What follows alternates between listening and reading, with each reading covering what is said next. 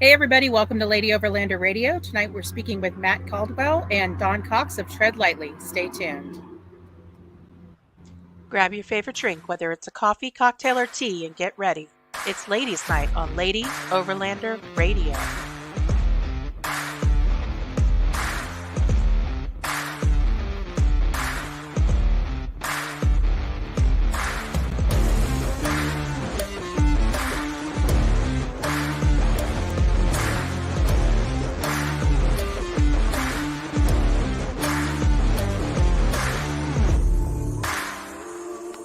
The Lady Overlander Radio podcast is sponsored by Frontrunner Outfitters, Midland Radio, Go Treads, Sport Keg, CB Adventure Supply, Adventure Trail Outfitters, Overland Spices, and the More Expo.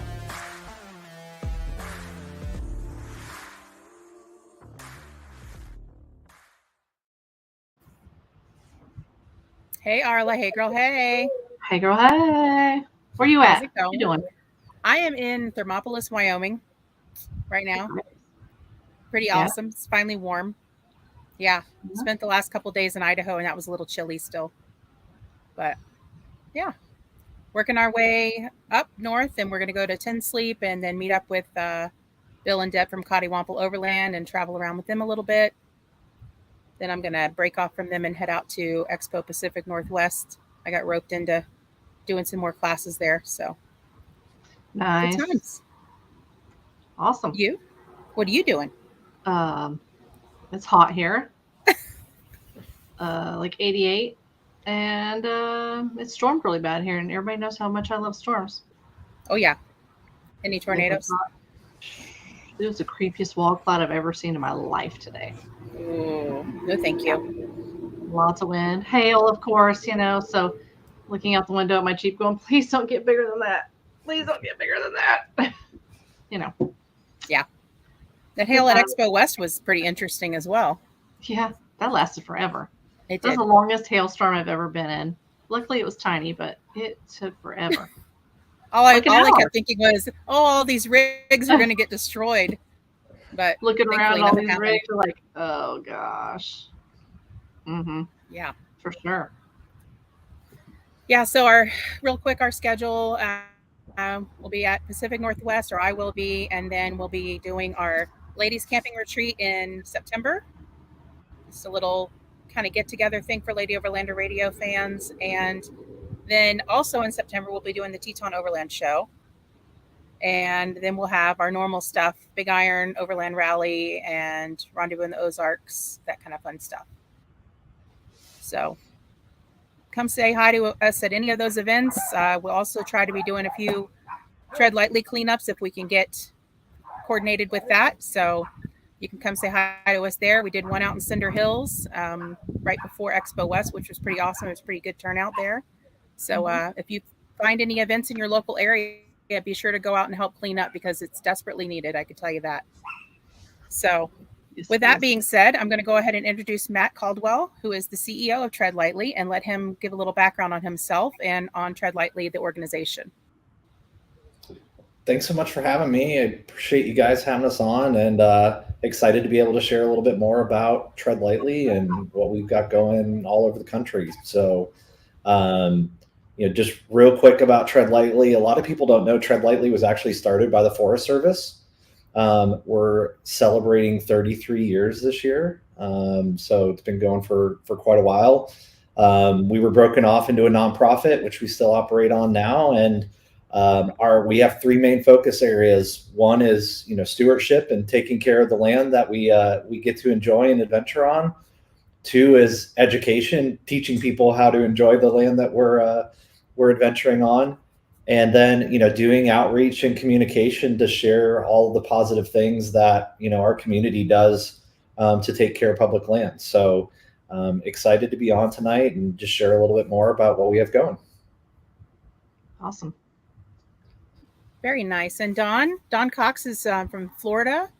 And go ahead and give you a little background on yourself, Don, and how you're associated with Tread Lightly.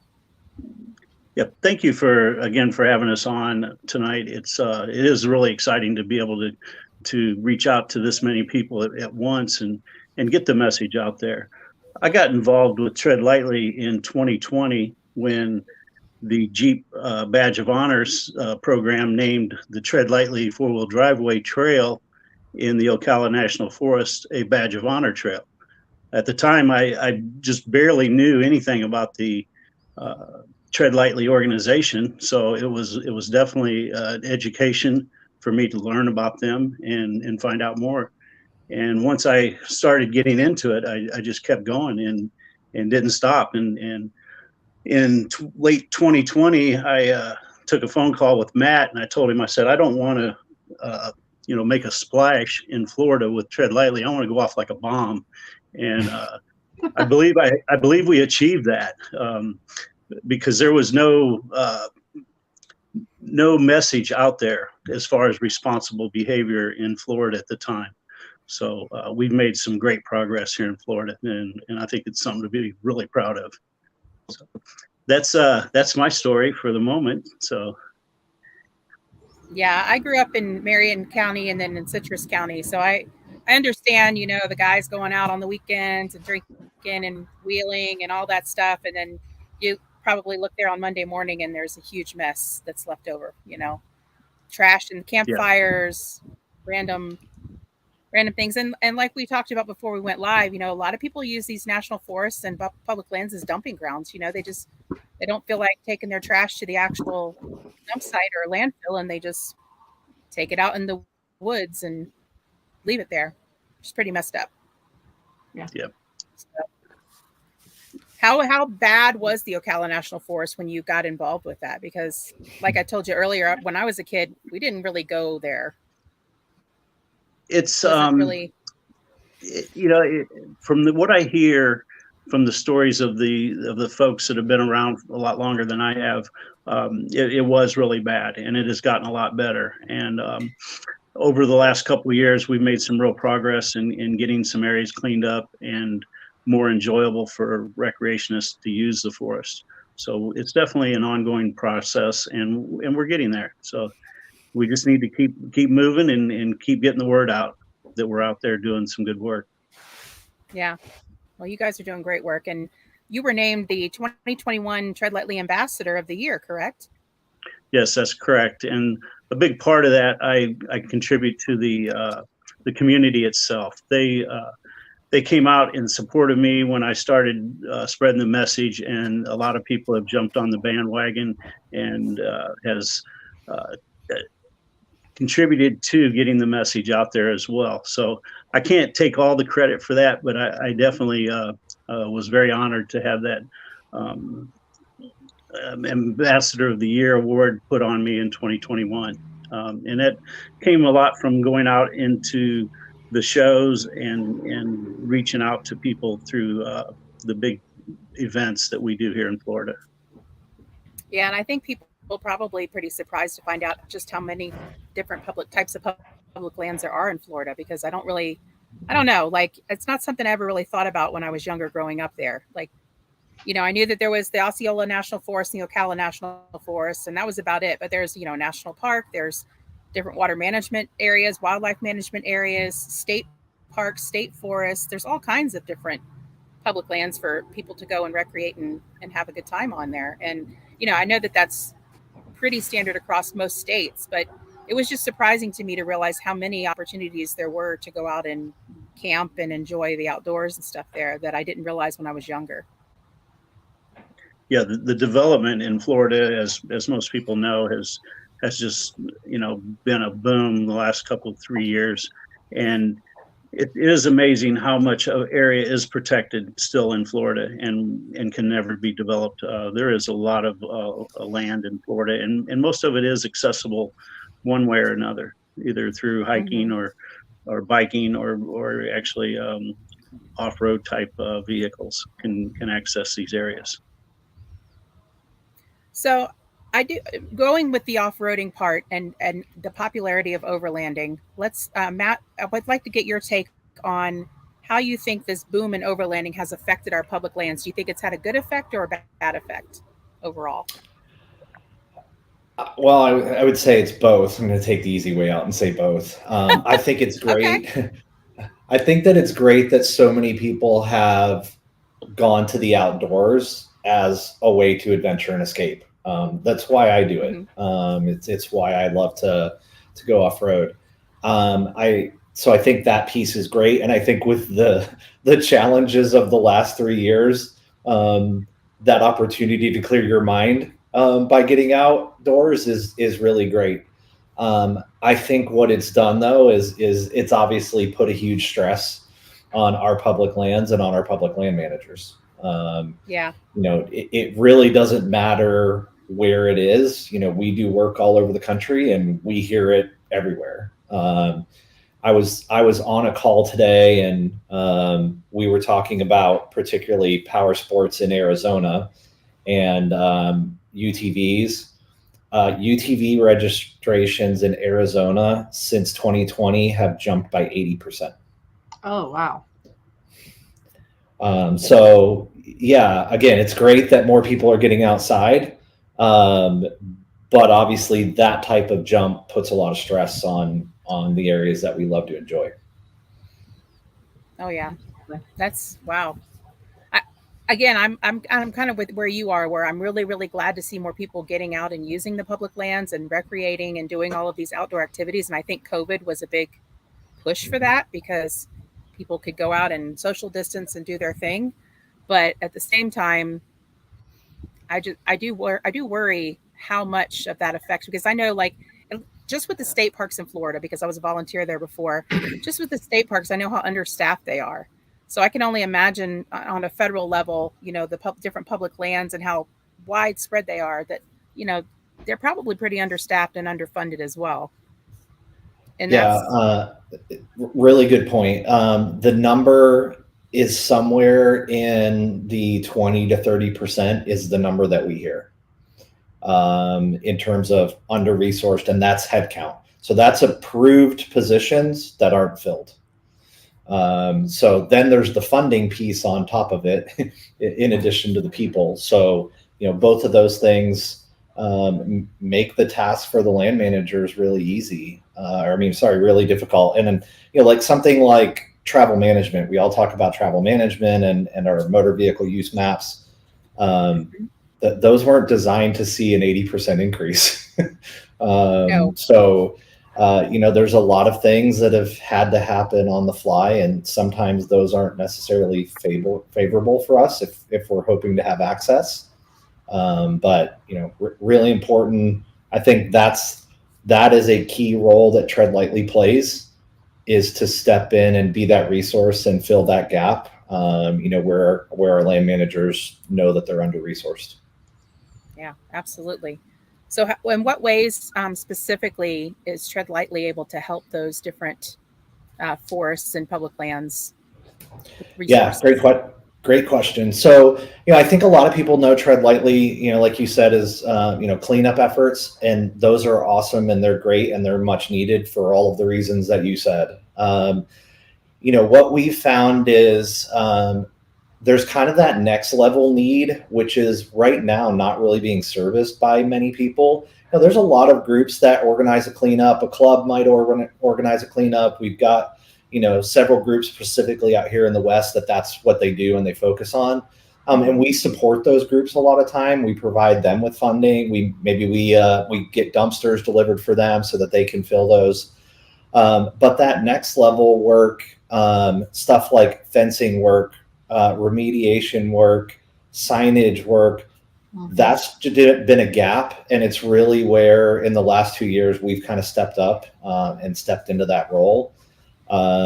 We've probably placed, I'm guessing here, 15 to 20 kiosks in multiple states this year. And we've probably got another 30 to 40 to place this year. So for us, that's obviously stewardship work. It's visible, tangible work that people can see, like, hey, somebody's out here making a difference. But there's also a really strong educational component that comes with all those kiosks of, how do we act when we're out on public land? So for us, that's really important to tell that story of, hey, this is how we be responsible through the education piece. But there's also this method to give back and do your part to also give back to the lands that have given so much to us. Yeah, I'm going to play a little bit of devil's advocate here. Maybe, do you think it's more of a lack of education or a lack of caring, or do you think it's a little bit of both? I think it's both.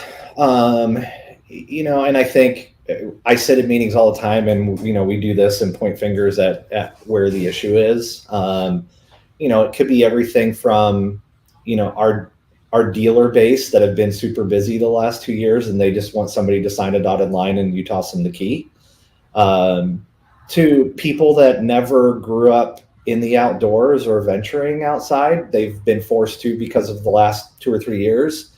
And I think in a lot of cases, people don't know. I use the example a lot. I have a really trusted, person within the land management agencies in Moab.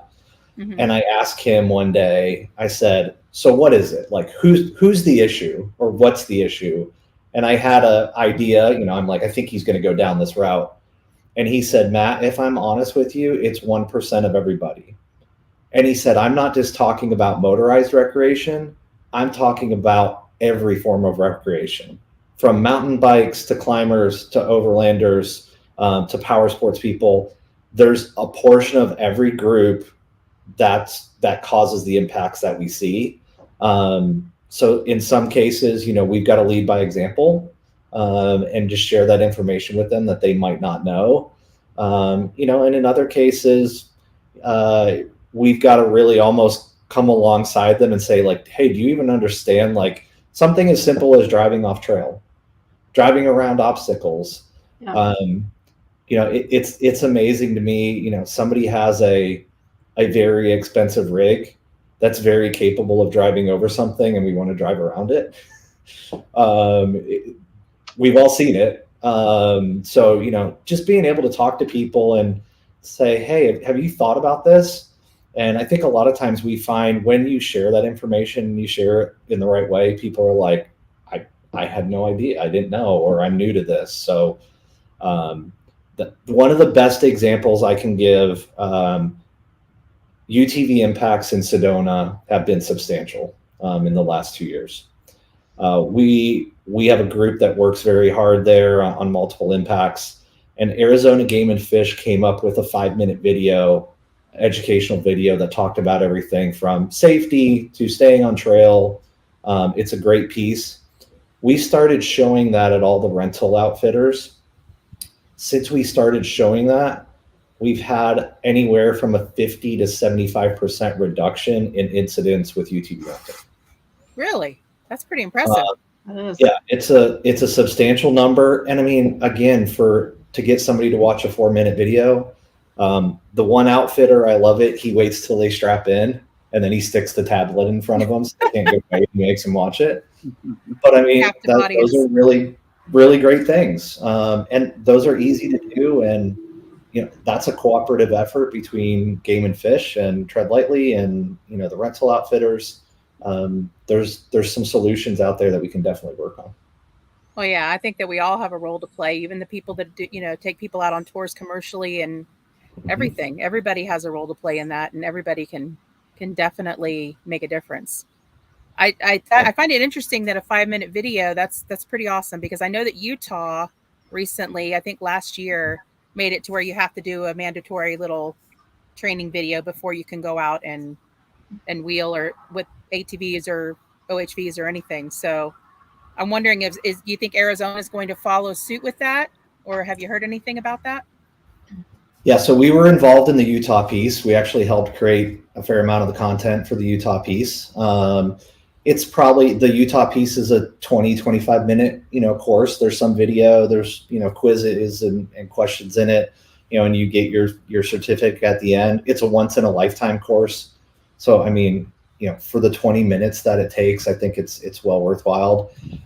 In terms of Arizona, the course requirement was actually in a bill that was introduced into the legislature last year. It got held up in committee and didn't make it to the floor. But I have a feeling in upcoming years, we'll continue to see that option come, and hopefully that's something that gets passed. And again, if it gives everybody the chance to educate themselves, that's great. And I think it's beneficial for everybody in the community. Yeah, I think there is some lack of education. Like, there's some people that don't know, how to properly dispose. We talked earlier before we went live about, you spent a quite a bit of time on another podcast talking about restrooms, restroom use Yeah. out in the woods. And, Mhm. maybe people don't realize I really need to, do this specific thing with this and not do that. And, you know, I just think that maybe some of it is lack of education, but I do find that I still see people that just unfortunately just don't care. And like we talked about, taking their stuff out there and just dumping it. Mhm. For somebody else, some other forestry service person or Bureau of Land Management or somebody else to have to go deal with that. Mhm. It's just not that's not cool Right. at all. Yeah. What Tara Don't say disagree here? at all. Yeah, we got a couple of comments in here. Okay. Tara McGovern says the Utah course is awesome, and I wish it was required by all states. It's a good point. Yeah, absolutely. It really is. Bats Off Road says I'm a trail guide for Onyx. In order to be accepted, I had to go through some Tread Lightly training. I think these partnerships are fantastic. Absolutely. Another good point. Should Yeah. absolutely do that.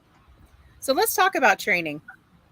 Let's talk about the different training options that Tread Lightly provides. And Don, you're a tread trainer, correct? Is that the correct term for that? Yes, I'm a tread trainer, and I'm also a master tread trainer. Okay. I've gone through both of those programs, and I could probably elaborate a little bit more on this. Obviously, we have the ground level educational program that's online, and it's free and accessible to anybody that goes online and accesses it. It's about a 45-minute course that you take, and you can go through and get a certificate, like Matt said on the other Utah course. This the online awareness course. You can get a certificate for doing that course, and then the next level up from that, you go to the Tread Trainer program, and the Tread Trainer program is a class that lasts about 8 hours, and it goes in depth into the history of Tread Lightly, what the principles are, and all the aspects of responsible outdoor recreation. Then the final piece to the puzzle, so to speak, is the Master Tread Trainer curriculum, and that teaches you how to teach the Tread Lightly principles and curriculum. So you can go through all three of those programs. The Tread Trainer course can only be taught by staff or a master tread trainer, and then the master tread trainer class can only be taught by staff. So Okay. there is some requirements there of who teaches those classes. The online awareness class is accessible by everyone. So, and I've been through obviously all three of the educational opportunities. And so how often do you train other people? Are you doing that like on a quarterly basis or as needed? It's kind of an as needed as far as my tread trainer goes. Now there is some availability of online training for the tread trainer course. I think a lot of people will migrate to that because they can do it from their home. Mm-hmm.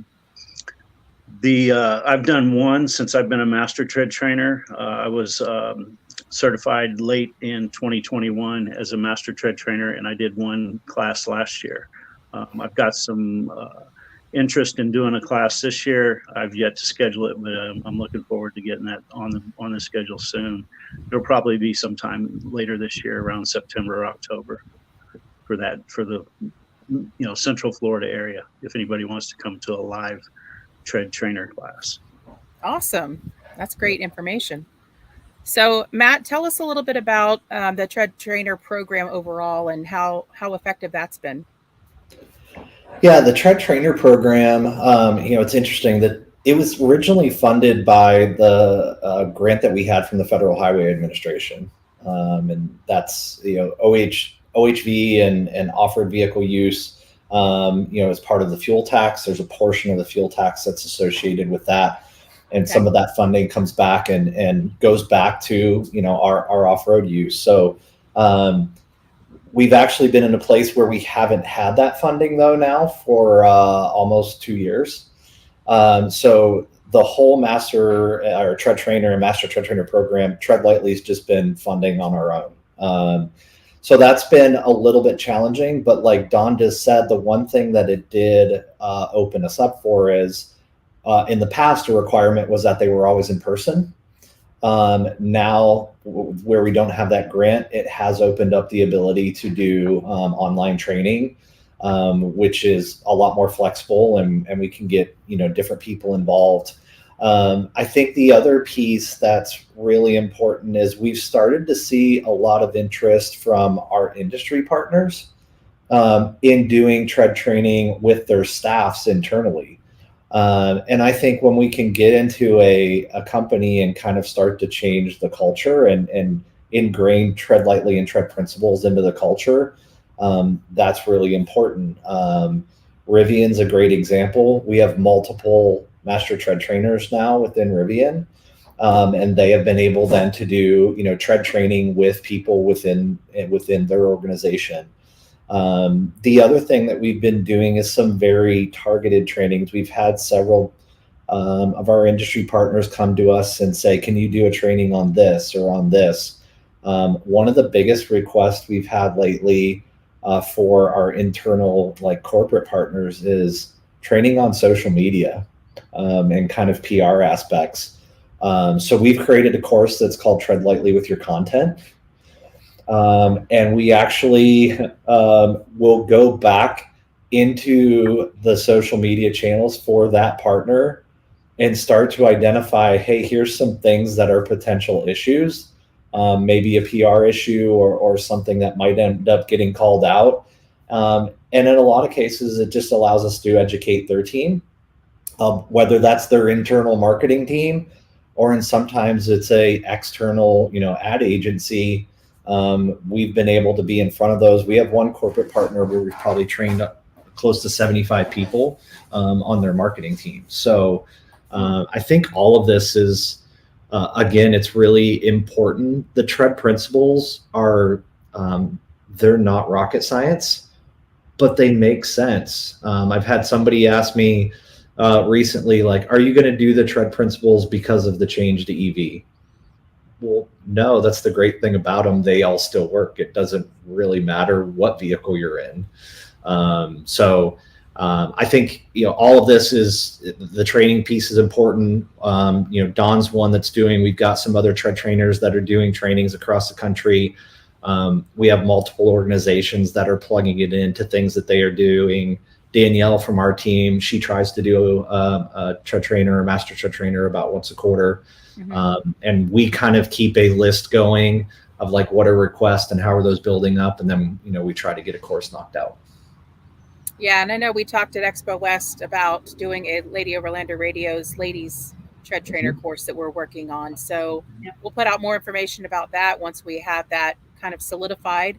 So if any ladies out there would like to sign up for that, we can all kind of take it together as a group, which I think would be really neat. So I'm looking forward to that. Yeah. Speaking of ladies, April Upton is on here and she says, thanks for talking about training. She just taught an off-road 101 course last week and included the tread principles from your website. April, did you do that in the Ozark National Forest or where did you go? That's pretty awesome. That's great. Yeah, and you also have a job opening currently, correct? Director of Communications or something like that? Mm-hmm. Yeah, we actually, we had two. We just filled the one. We brought in a second program manager into Arizona. Okay.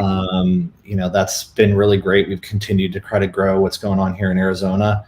But yeah, we're to a place, a lot of people don't know, in the last 2.5 years, we've doubled our team.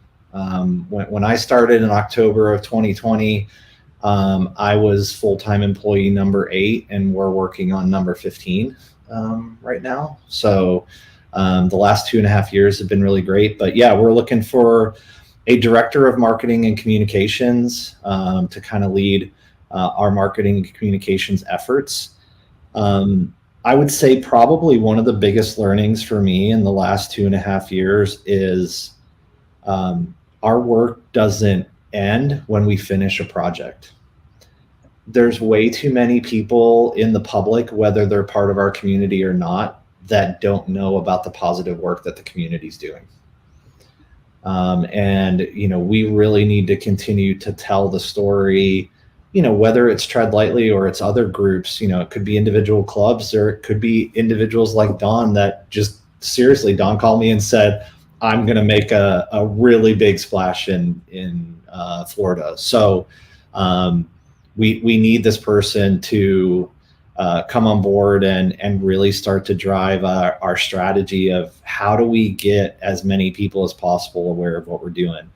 I look at a lot of the other big nonprofits in the United States that we all know about. We know about them because they're constantly talked about and constantly communicated about. I don't expect to be one of those big ones like Red Cross or United Way tomorrow, but we've got to start working our way towards that and make sure more people know about the positive work that's being done.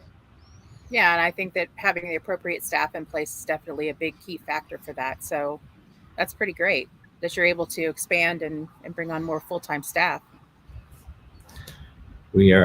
I personally am very looking forward to having that person on board to take some things. I bet you are.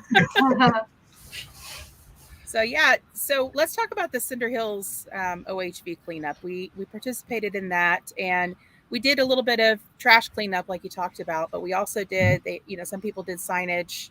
I know they took down a lot of signs and changed out some signs there. They also did something else, which I found interesting, which was we had to go along the fence line and remove all of the tumbleweeds. And I never really thought about that. What a large, fire issue that is when those tumbleweeds get caught on fencing. And, that was pretty interesting to me. But you had, how many people did you end up having there at that cleanup? Yeah, we had about 80 people out there the Thursday before Overland Expo. And huge thank you to Overland Expo Foundation, for funding those efforts to make that project possible. We really had a plan last year to do a project in conjunction with Expo West last year. And then, to your point you just made, we had 2 substantial wildfires in the Cinder Hills area. Yeah. We actually had to cancel the project twice, and we weren't able to get that project in until November of last year. And interestingly enough, with the project in November, one of the things that we did was we replaced almost 500 feet of worm fencing.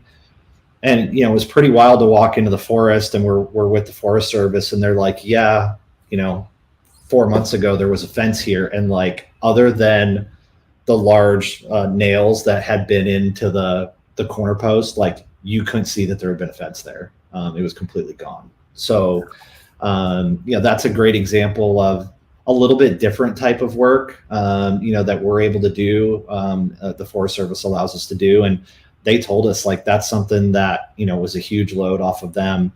The person that we work with at the Forest Service, when we met with him at Cinder Hills last September, he told me after the event that you were at, his name's Matt as well. He's like, Matt, when you and Michelle showed up at last September, he's like, these guys are too good to be true. This can't be real. Because we told him we wanted to get 2 kiosks placed for him that they didn't have the funding for.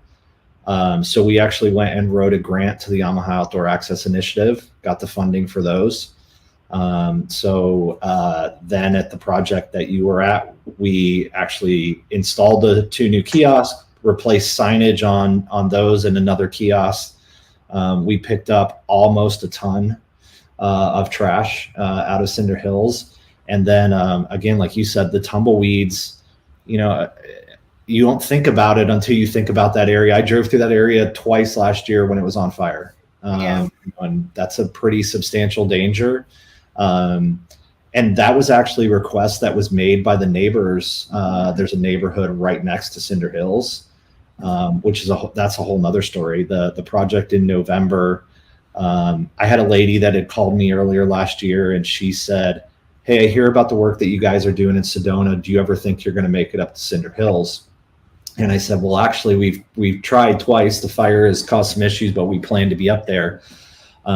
This lady is just a neighbor. She's not part of the off-road community at all. She came to the event. She brought 4 of her neighbors with her. They chipped in and joined us for the event in November. And she came to me after the event and she said, "Thank you so much for coming and for organizing this. It's been really great. We never knew that anybody cared in the community." So huge impact on her. She was actually traveling this time and wasn't able to come. But she's been in communication with us and she's like, "I hope we can make this a regular thing, every year."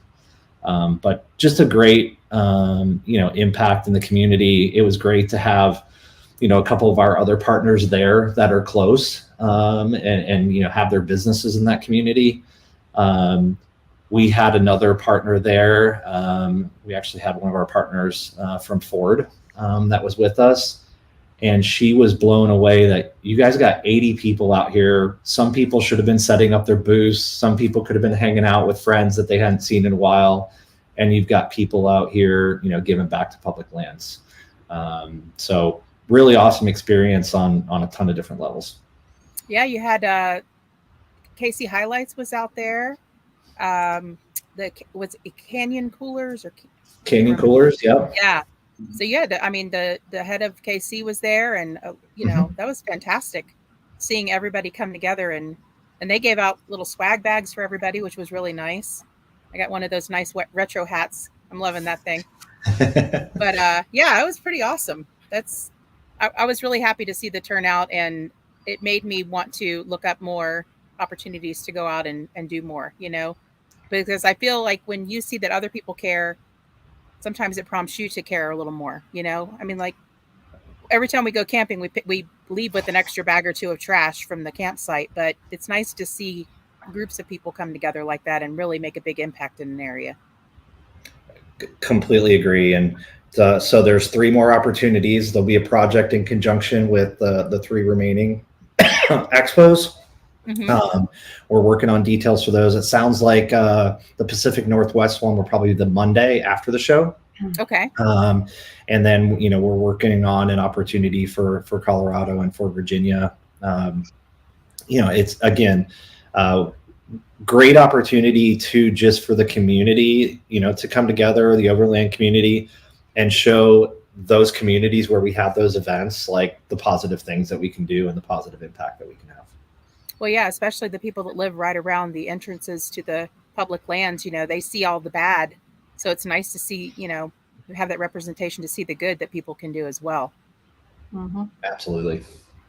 So any other initiatives coming up for the next year or two, next 5 years for Tread Lightly? Any other types of new things you're able to talk about right now? Yeah, we really want to continue, our efforts in terms of stewardship. We've actually made some changes. I've used stewardship a couple times. We're trying to talk more about trail restoration or trail maintenance or conservation work. It resonates a little bit better with a bigger audience.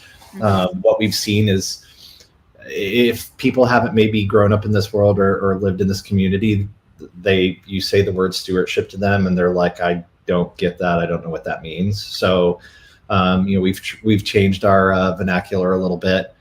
But we really want to continue to expand that. We've had a program going with Quadratech now for a little over a year to do a project in every single state, which has been a pretty massive undertaking. I was actually exchanging emails today with a Jeep club in Hawaii. We're trying to get that project knocked off the list. No surprise, everybody on our team has raised their hand and said that they're willing to go to that project and support it. I'm sure.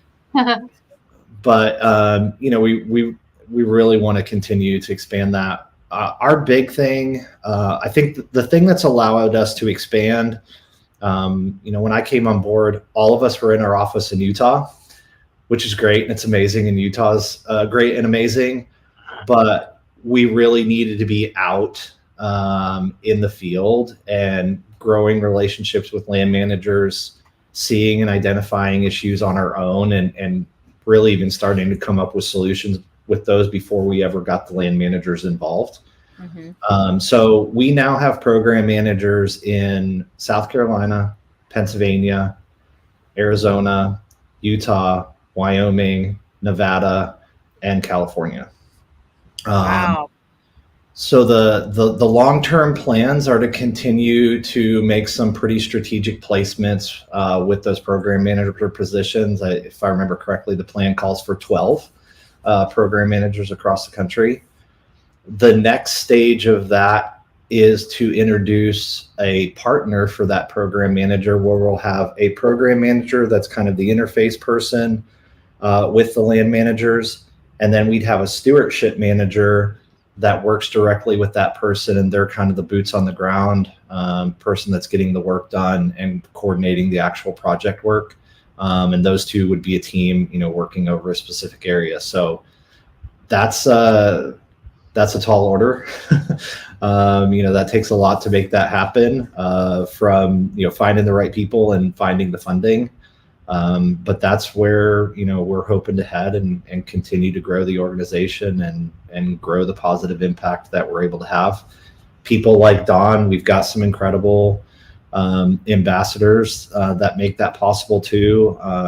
Don was the first ambassador of the year we did. The second one we did is Ron Harrington. Ron's up in New England, in the Vermont area. He is, like Don, those guys get out and make things happen, and continuing to build that.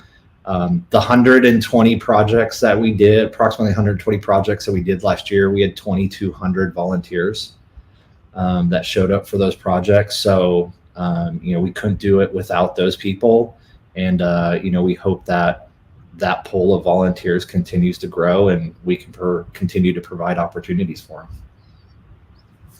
Wow, that's amazing. I love it. I love hearing that. So what do you think are just a few things that any everyday person can do? Just little things that people can do, little changes they can make. The D of the Tread principles is do your part. And I love what you just said. I mean, we think that there's a role that everybody can play, no matter where you live, no matter where you adventure. So one of the easiest ones that I always like to share when I get that question is, have you ever considered about taking 2 trash bags, one for yourself and one to give to somebody else that might not have one? It doesn't get a whole lot simpler than that. But we've all been on the trail and seen that person looking like, where am I going to put this? So if we have that second bag and we can share it with them, that's a huge, huge thing for me. I think, the other thing is we can usually identify the people that might be new, and, engage with them, say, hey, I love that you're out here. I know sometimes it's tough to ask questions like, what question do you have for me? And be a resource. One of the reasons I was gone from the off-road community for a few years, and I missed it because of that piece, the community and camaraderie that exists. And in my mind, we need to really focus on continuing to build that and continuing to expand that. And we do that by little things just like that, of like, hey, let me be a resource for you. Let me share something that I maybe learned the hard way, and I want to make it an easy learn for you. So those things are all simple. We talked a little bit, right now, just because of the time that we're in, we were involved with a Fire Sense campaign in Utah last week. I think what I hope we don't see is that people let their guard down because we had so much precipitation this winter. What that's going to mean is we actually have more grass.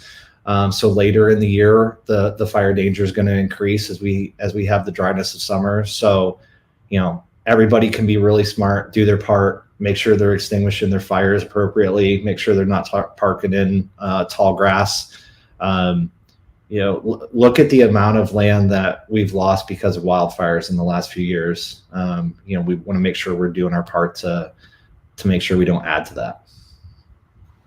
Yeah, I know there's a lot of fires going on in Canada right now that are affecting the United States. And do you guys have any partnerships with anyone in Canada or any other countries currently, or not yet? So great question. We actually have a really good relationship with a couple of clubs in British Columbia. They're really strong on the Tread Lightly principles and share a lot of that with their clubs. We also have a relationship with a group in the UK called the Tread Lightly Trust. And they use our content and materials pretty regularly. There's a classic example. We take for granted what we have. When I talk with John over there, I'll use the phrase, hey, we have 50,000 miles of motorized trails in Arizona. And he'll be like, Matt, we have 2,000 miles in the entire UK. So we have to protect what we have. And then we've been having some conversations regarding Mexico and Central America as well. Right now, it's just a little bit of a capacity issue. We've got so many challenges here. Do you keep expanding into other areas, or do we focus on making sure we're addressing everything we need to here? But there's definitely opportunities there. Yeah, I would see, even some of the islands like St. Thomas, Puerto Rico. I know there's a lot of people in Puerto Rico that have gotten into off-roading and overlanding down there as well. Mexico, a lot of these other countries are starting to branch out into that as well. And, there's going to be a lot more of that, their public lands being used. So maybe down the road, there'll be more partnerships like that. I think that would be pretty awesome. It would be great. And, again, for Tread Lightly to have enough awareness that the need and the desire is there to grow it outside of the States, that would be pretty awesome. Yeah, no kidding. We got last year, I drove through the 2020 Mullen wildfire in southern Wyoming. So sad. That's from Bats Off-Road. Yeah. We had something else. Did you put up Upton's comment about something about the different work she's doing up in over in Virginia? Yeah. Oh, yeah.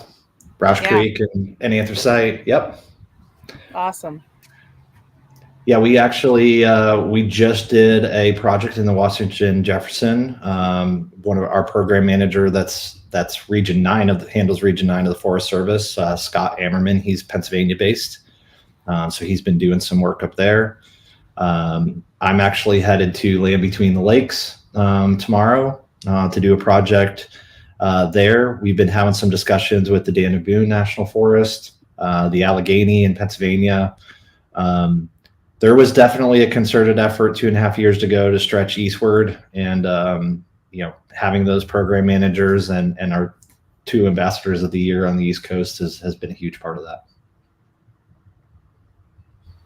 Yeah, they're pretty awesome people from what I've seen so far. So I think that's great. And you get cool chairs, apparently. Don, you want to show them your chair? Yeah, let me show you that chair. I mean, I want a chair like that. It's fancy.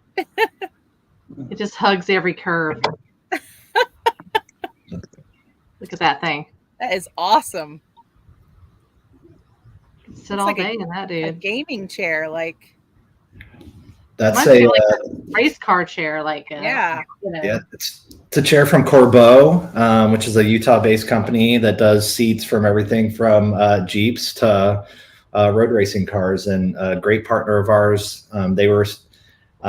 They came to us and said, we want to come on board. And it was the time we were talking about the Ambassador of the Year program. I'm like, hey, well, if these guys and ladies are out there working that hard to become the Ambassador of the Year, they need a chair to rest in during the off season. So it made a lot of sense. There you go. There is no off season in Florida, is there, Don? No, there is not. No, there's not. Technically, our hunting season is our off season because we stay out of the forest during the hunting season so that the hunters can have the forest for themselves. So that's pretty much our off season. We go to private parks during that time and enjoy them. But yes, that's our only time we're not out in the national and state forests. Where's your favorite place to camp, Don? I have a passion for the Ocala National Forest. So anywhere there, I don't camp. I don't do boondocking, which is kind of it's questionable whether you can do it in the Ocala National Forest. There is dispersed camping, but you can only use a tent or a hammock. But sometimes the campgrounds, the rec areas are the best place to go. So I go to Alexander Springs, Juniper Springs, go to those. And those are still, there's no hookups in those campgrounds, so it is still a little bit primitive. Yeah, Juniper those are Springs mine. is one of my favorite. Yeah, those are my favorite places to go. Very cool. Well, thank you so much, guys, for being on the show and talking to us about Tread Lightly and spreading the message. And again, they're hiring, so check that out. Go look at that job application. They sound like a great organization to work for. And make sure you get out there on their social media and check out any events they've got coming up and do your part. And you'll be able to listen to this podcast back on Apple Podcasts and Spotify. I'll be posting that up tomorrow or the next day. So if you missed the live, you'll definitely be able to catch this later at a later time. So thank you so much, guys, and everybody have a wonderful night. Awesome. Thank you for having us. Take care, everyone.